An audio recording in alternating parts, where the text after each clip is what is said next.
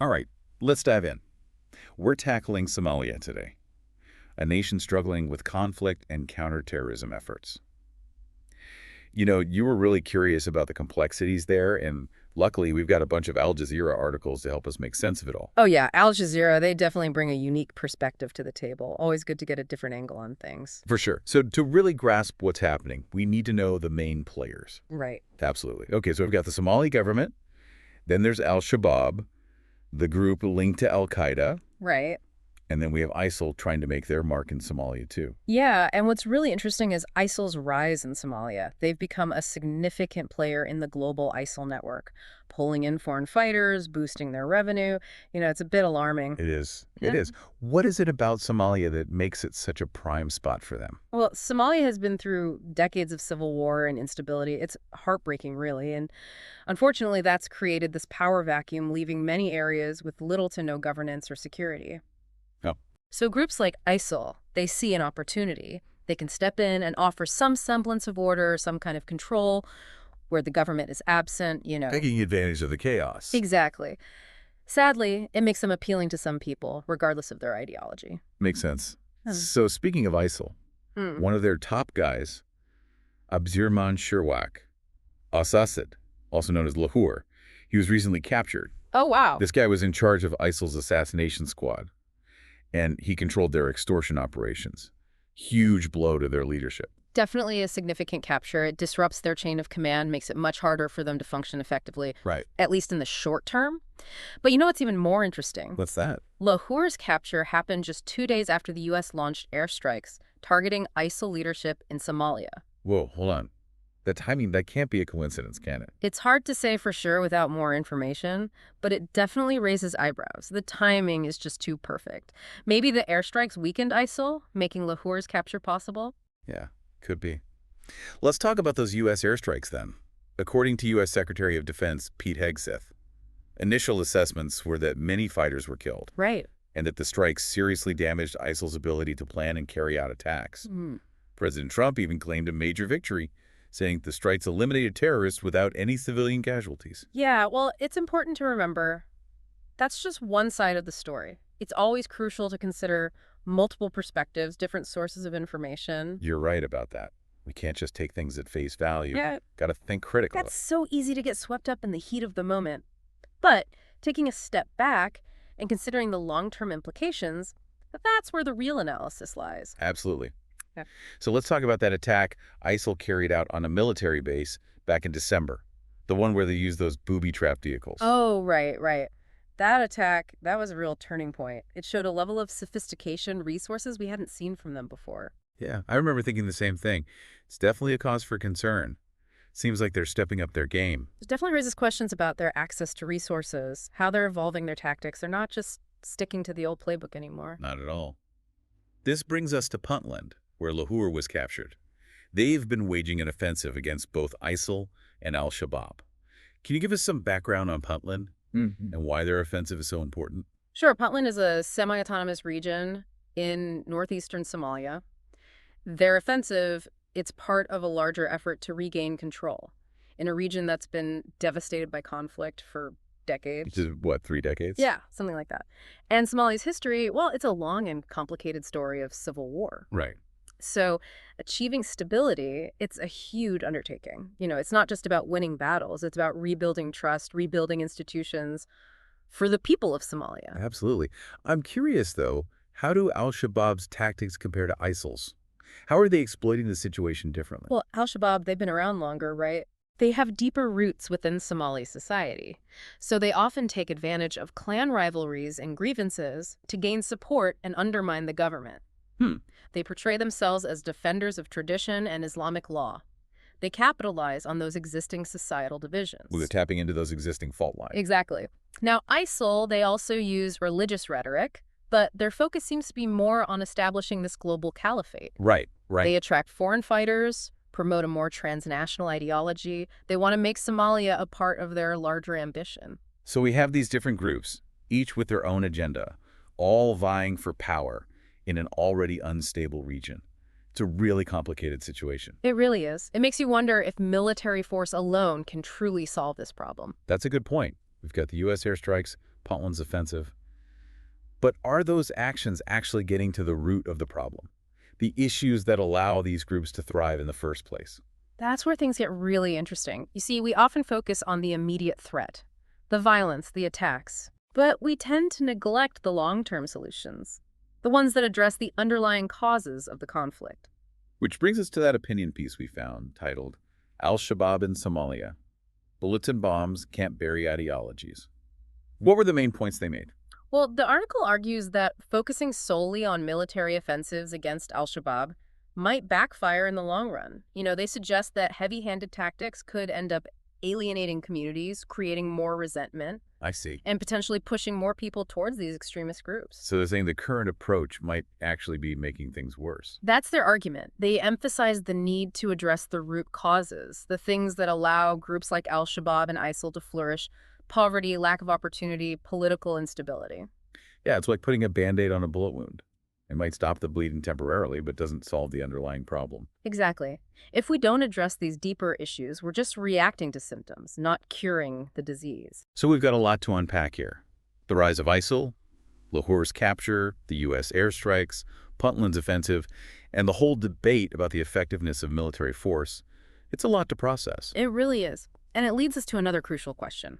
What role, if any, should the international community play in all of this? Can they truly be a force for positive change?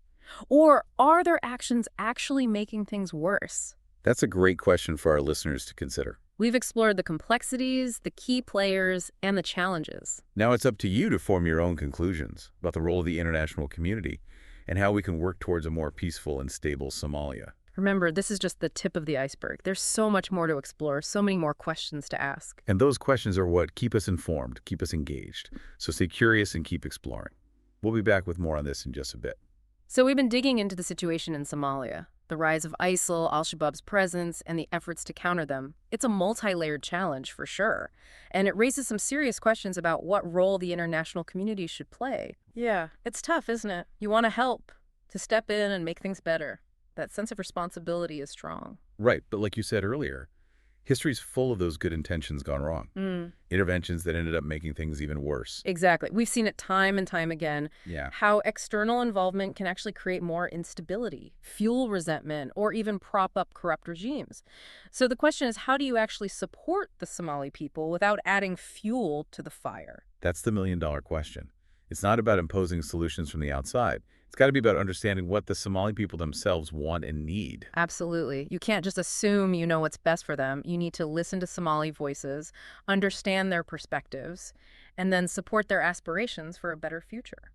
It makes you think of that opinion piece we talked about, Yep. the one arguing against relying solely on military force. They were really emphasizing the need to address the root causes of the conflict. Yeah, that piece was spot on. It highlighted how heavy-handed tactics can alienate entire communities. Yeah. You end up creating a breeding ground for extremist ideologies. So instead of just responding to violence with more violence, we need to take a look at the underlying factors, the things contributing to instability. Exactly. Things like poverty, lack of opportunity, political marginalization, all these factors can create a sense of hopelessness, desperation. And those are the very conditions that groups like al-Shabaab and ISIL exploit. It's like trying to put out a fire by only focusing on the flames.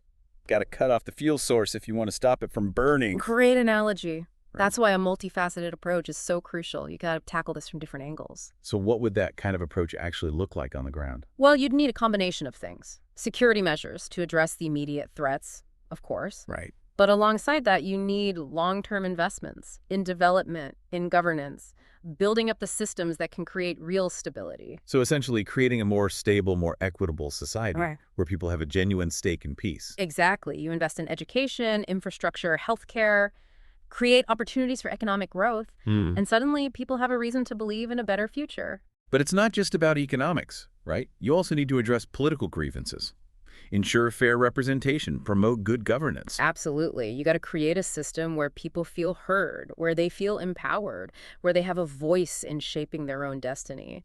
That's how you build a lasting peace. It sounds like a really long and difficult process. No, it is. There's no quick fix when it comes to peace and stability. It takes sustained commitment, collaboration.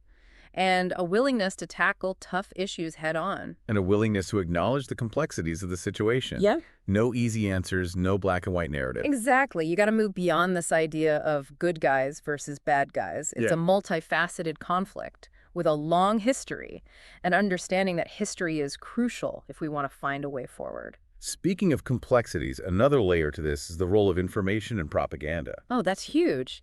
In today's world, information is a weapon. It's being used by all sides in this conflict. Groups like Al-Shabaab and ISIL, they're known for their propaganda. They've got some pretty sophisticated campaigns going on. Yeah, they're very good at using social media, other platforms to spread their message, recruit followers, demonize their opponents. And they often exploit existing grievances, Hmm. manipulate information to fit their narrative. Absolutely. They know how to shape perceptions and influence public opinion. It's a powerful tool. So how do you even begin to counter that kind of propaganda? It takes a multi-pronged approach, for sure. First, you need to promote media literacy, critical thinking skills, so people can tell the difference between fact and fiction. So teaching people how to evaluate sources, identify bias, spot misinformation. Exactly. You empower individuals to be critical consumers of information. They can't just accept everything they see or hear at face value. Right, right. And it also means supporting independent media and journalism, so people have access to accurate and reliable information. Absolutely. A strong independent media can challenge those propaganda narratives, provide a more balanced perspective. But even with all that, you still have to address the underlying conditions that make people susceptible to extremist ideologies in the first place. You got it. It all comes back to that. If people are marginalized, excluded, if they feel hopeless, they're much more likely to be swayed by extremist propaganda. So it's not just about fact-checking or debunking misinformation. It's about addressing the root causes of extremism, creating a more just and equitable society. Exactly. You create a world where people feel like they belong, where they have hope for a better future, and where they're less vulnerable to those extremist messages. It's a huge undertaking, no doubt, but it's one we can't afford to ignore. You're absolutely right. It's a complex challenge, but it's one we have to face head on if we want to create a more peaceful, more just world for everyone.